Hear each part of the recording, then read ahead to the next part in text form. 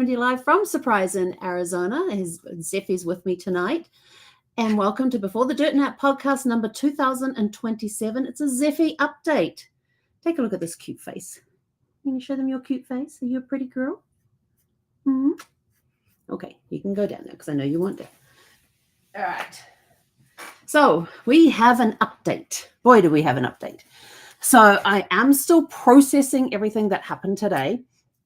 She had her visit with an internist to see if we could find out what's going on, what was causing the seizures, which we knew was her body was producing too much insulin for her, and it was putting her blood glucose down into dangerous levels, causing the seizures. This is catch everybody up. The first seizure she had was on December the 9th, my birthday. So I spent the first my birthday evening in the emergency vet clinic, and at that time they didn't know about the insulin. They told me that her insulin levels were down to 64 at that time, and the low range starts at 73 or 74, so it was below average. A week later, we took her to her regular vet to do a follow-up visit. And because she hadn't eaten that day at that point, they did a fasting glucose levels, and she was at 63, and they gave her a little food to eat, and it dropped down to 49. Which meant the body was overproducing insulin. And so we tried regulating her food and different times of the day, making sure she had regular meals throughout the day. That didn't stop the seizures from happening. So we then put her onto steroids, which stopped all seizures. The only problem from that is that there's been some challenges, and she just farted and it stinks to high heaven. She's on the floor behind me. Thank you for not doing that on my leg, sweet girl. But that is really bad. That's a bad one, Zeph. She's got her nose out underneath the curtain over there. I don't know if you can see. She's got her head out underneath the curtain. So we went to the internist. So put her on the steroids. We finally got to the internist today and to have her checked out and everything else. And her blood sugar levels came back at 131, which is good because it means the steroids are working. And they're doing what was the name of that test? They're doing a test that I can't remember the name of, which is basically going to look at her blood sugar levels apparently in the blood. They can do this test, which will look at what her blood sugar levels have been over the last 2 weeks, including in stress. It doesn't show when she's in stressful situations or she's overstimulated in some way, whether it's through stress or excitement or exercising when we go for our little 10-minute walks. So we've got to look at all of that. So they're going to look at that, and we should have that. I've got to actually take her back tomorrow morning to get the blood redrawn because they put the blood into this tube and it's supposed to separate the red cells from the rest of the blood. And then there's a serum that's in the middle, and there was some blood in the serum, which means it would give false positives and that sort of stuff. So so I've got to take her back so they can get another sample from her. And this time, hopefully, the tubes will work how they're supposed to work, and it will separate so they can send it off to be tested. So we're looking at that. The next decision is, do we do an ultrasound or do we do a CT scan? What the internist strongly suspects based on the symptoms and the information that I gave them today because we sat with the technician and went through all of her history, how she's doing on different things, how she's reacting, including her not being able to jump up on the bed in the middle of the night, which used to never be a problem. But now she is losing her confidence in some stuff. So unless I get up and turn the main light on, she will sit at the end of the bed and whine until I wake up and turn on the main light so she can jump up on the bed. Jumping into the car in the garage is an absolute no-go right now. She actually now waits for me to pick her up and put her into the car because she's not confident about jumping in there. Even today when we got out of the vet's clinic and it was a beautiful sunny day and everything else, and she had a ton of space and the car was lit up because of all the sunshine and everything else, she still didn't feel confident jumping in there. So she just puts her paws up on the seat, back legs on the ground, and so I just picked her up and put her in there. So she's lost confidence in jumping into the car or onto the bed at night. During the day, getting onto her chair, her sofa and all that, not an issue. In fact, even at night, she gets up onto that chair with no problem at all. But the bed's a little higher. If I'm standing, it's about hip height for me. Actually, just above my hips, because I like the height of the bed because I can I can do some easy stretches that way using the higher bed edge. to get some stretches and stuff in for the hips and the glutes and the hamstrings and that sort of thing. But yeah, so she'll even come in here at night and she'll jump up on that chair, or she'll lay on the floor where she is right now. So after I talked to the technician, she left, and then a few minutes later, the vet came back in and sat down, and she started explaining to me, based on all the information I had given her, based on the records that they already have from when she had her seizure on December the 9th, through to all of the vet visits that have occurred since then. She thinks that what Zephy has is called Canine Insulinoma. So it's insulin with OMA on the end, which are small tumors that are either in or on the pancreas. So they do affect the pancreas. And if there's any overstimulation in a stressful situation, in an excited situation, exercising in that, these tumors cause the body to overproduce insulin. And I was sort of like, oh, great. So now the decision is, do we ultrasound? We couldn't ultrasound her today because it's too late in the day. But do we ultrasound her, where they said they'll have to shave her beautiful belly to be able to do the ultrasound? And I was sort of like, oh, really don't want to shave her beautiful belly. She loves her belly scratches. She wouldn't be happy with that one. So do we do an ultrasound, which has a 40% chance of showing if these little tumors are in there? And she says they're small. These are small tumors. Or do we do a CT scan that has 70% chance of showing up the tumors on the CT scan? The next step from that is actual abdominal surgery, where they open her up and they actually palpitate the pancreas to see if they can see and or feel the tumors that are in there. And depending on where they are, is whether or not they can actually be removed. But the resulting thing is, even if they can remove all of these tumors, they don't know if any of the little tissues are still in there floating around. So she would be under medical supervision for the next for the rest of her life. She'll be on the steroids that she's on now for the rest of her life. But the good news on the steroids is we can go from 2 a day to 1 a day. Each tablet actually lasts 24 hours, but with her situation, they put her on to 2 a day, once every 12 hours.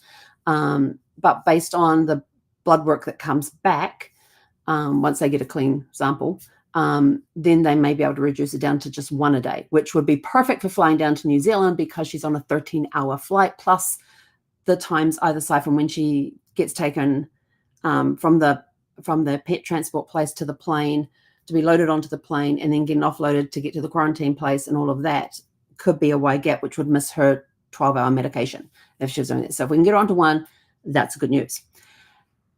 The only issue is, and this is the hard bit that I'm processing, is they said even with all of this care and everything else, she'll be under medical supervision for the rest of her life.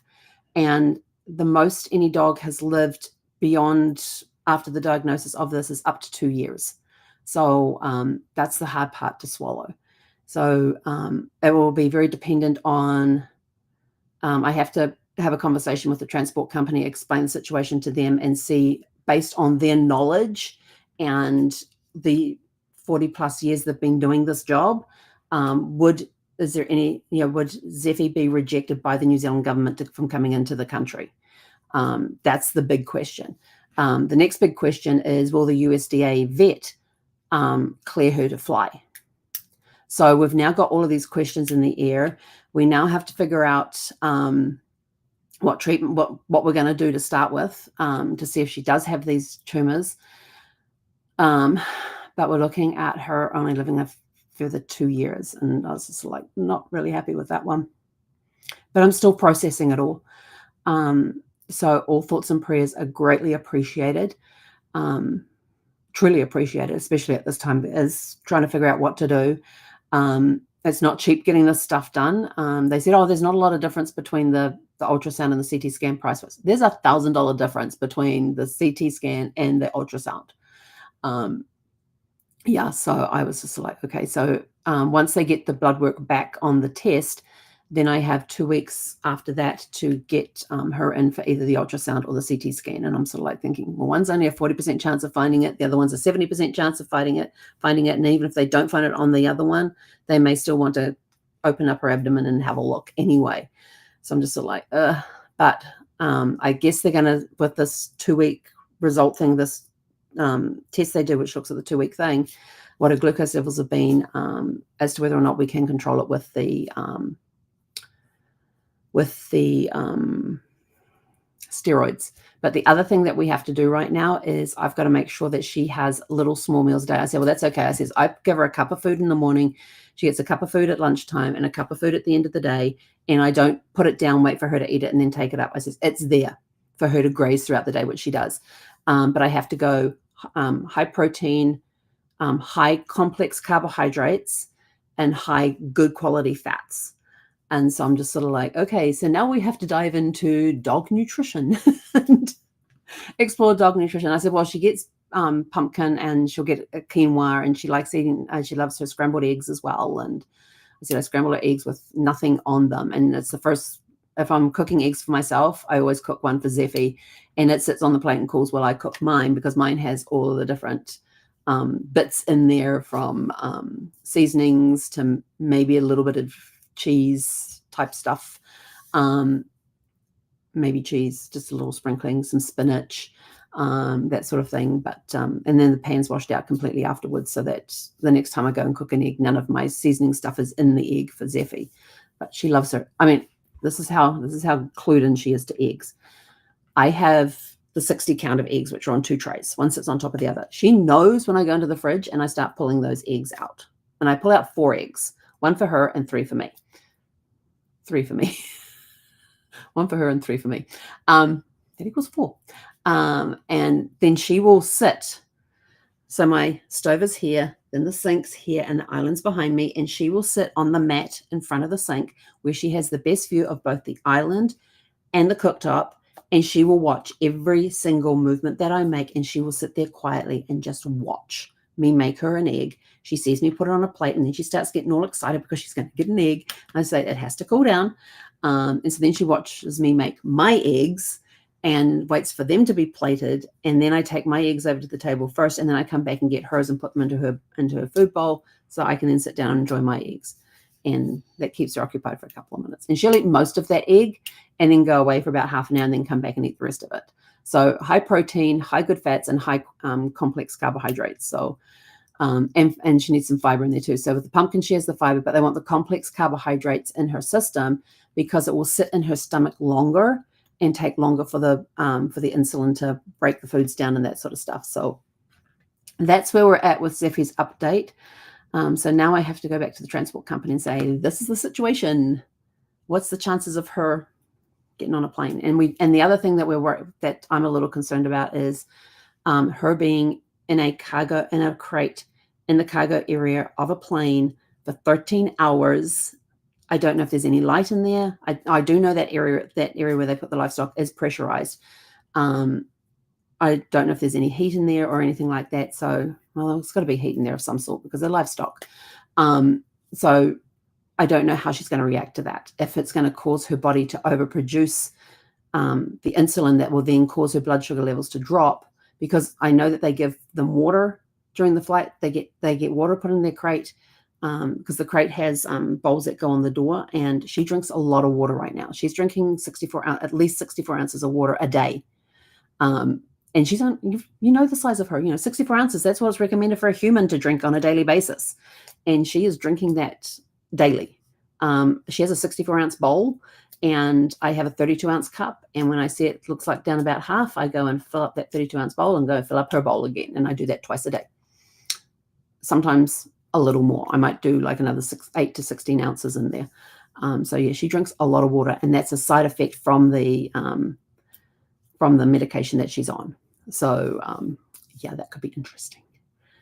So I'm going to have to talk with the transportation company and see what we can do about that, to make sure that she's got like snacks in there that she can munch on to try and keep her blood glucose levels up. But it would have to be in her crate with her. And then whatever is left behind when she gets to New Zealand will actually be taken out. Her crate will be cleared out of anything that's not her in there, and they will actually dispose of it, because they don't want anything coming in to the country that may upset the delicate horticultural and agricultural thing that we have going there in New Zealand. So that's her update. That's where we're at. So all thoughts and prayers for Zephy would be greatly appreciated, and some for me to help make the right decisions regarding her health, regarding getting her to New Zealand. I keep picturing her and I walking around places in New Zealand, going on car trips together, on walks together, walking from my place to my parents' place, picking them up along the way and going for a walk with them in the morning, dropping them off back at their place and then walking home. Some form of that. But I do picture her, and because I know some of the streets very well around the area where my parents live, I can easily picture us walking down some of those streets. And if I want to know what a street looks like, I get onto Google, I do Street View, and I will walk up and down the street on the Street View to get, well, let's try this. We're looking at this house, so let's see what the street view is like there, what areas around there have, and there's a lot of walking paths in that around that area. So I keep picturing her coming with me. So if that doesn't happen, it's going to be a very tough trip home. But that's where we're at. And like I said, I'm still processing everything. And so with that, that's our update for this evening. So go out, have a super fantastic sparkling evening, and we'll catch you guys back here tomorrow evening.